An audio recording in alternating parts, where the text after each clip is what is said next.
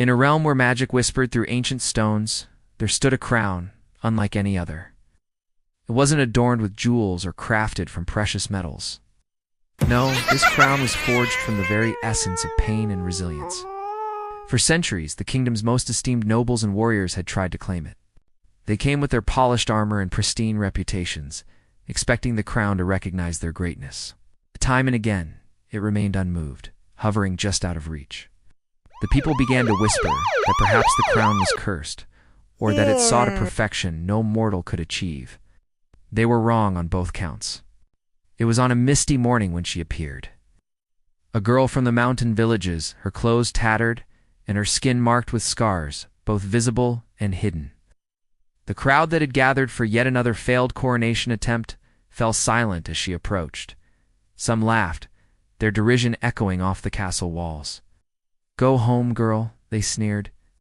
"This crown isn't for the likes of you." But she didn't flinch. Her eyes, deep pools of sorrow and strength, remained fixed on the floating diadem.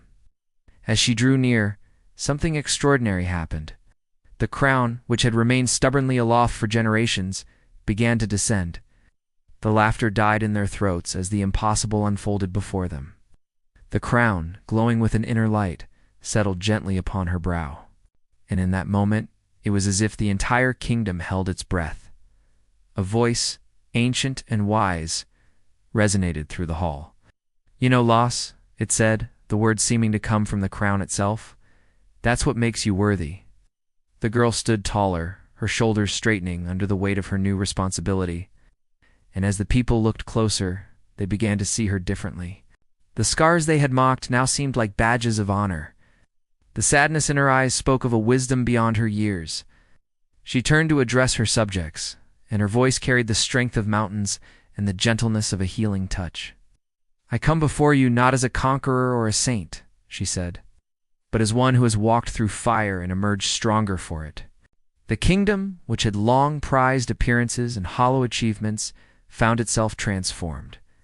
Under her reign, empathy became the highest virtue.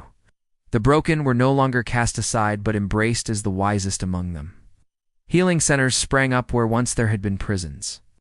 The elderly, with their wealth of experiences both joyful and sorrowful, became revered advisors.